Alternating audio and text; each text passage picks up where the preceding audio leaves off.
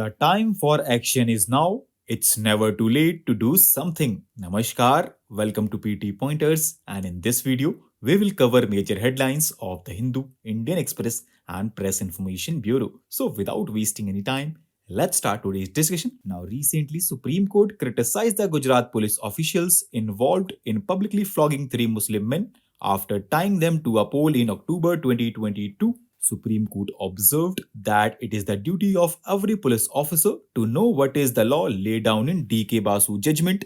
Now let's know more about D.K. Basu's judgment. So friends, the conduct of the four officers were found to be in contempt of the directions of the Supreme Court in D.K. Basu judgment of 1996 against police abuse and custodial violence. The judgment highlighted deep concern in free society for the protection of individual from torture and abuse by the police and other law enforcing officers. Now recently government awarded Bharat Ratna to Karpuri Thakur. Now let's know more about Karpuri Thakur. So friends, he was a prominent figure in Bihar OBC's politics and two-time chief minister. He is known as Jannayak. He was born on January 24, 1924 in Nice Samaj Society. He sacrificed education for the freedom struggle and he was also arrested during Quit India movement. He was part of the anti-emergency movement along with other key socialist leaders like Jai Prakash Narayan, and during his chief ministership in 1977, the Mungeri Lal Commission submitted its report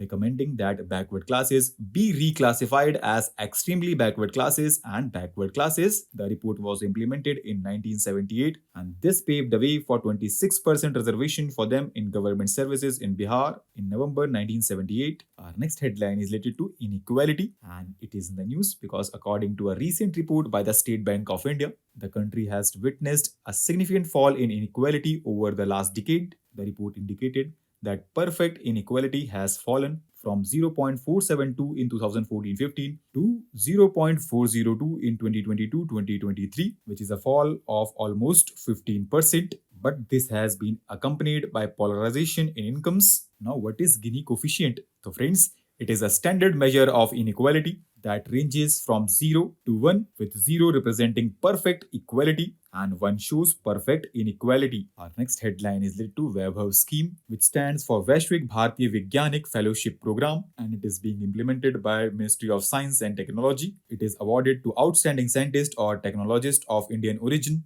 who are engaged in research activities in their respective countries, and those selected will get stipend of 4 lakh per month and accommodation. And it is in the news because recently Department of Science and Technology announced the first batch of fellows of the Vaibhav scheme. Our next headline is related to Torkham border crossing, which has been opened recently. It is a crucial border crossing that links Pakistan and Afghanistan. Its strategic location makes it a vital entry point for trade and connectivity between two nations. Our next headline is related to Parvatmala Pariyojana, and recently Nitin Gadkari announced more than 200 projects at a cost of rupees 1.25 lakh crore under Parvatmala Pariyojana. It was announced in 2022-2023 Union Budget and it will be taken up on PPP mode, which will be a preferred ecologically sustainable alternative in place of conventional roads in difficult hilly areas. It is aimed to improve connectivity and convenience for commuters besides promoting tourism. Now recently Ministry of Rural Development and Lady Irwin College renewed Memorandum of Understanding for Roshni, Center of Women Collectives led social action. Now let's know more about Roshni. So friends, it is supported by UNICEF India technically and financially, and currently it is serving as a technical support unit at national level to Deen Dayal Antyodaya Yojana, National Rural Livelihood Mission. It assists to improve food, nutrition, health and WASH outcomes for more than 9 crore self-help group members and their households across the country. Our next and last headline is related to NATO.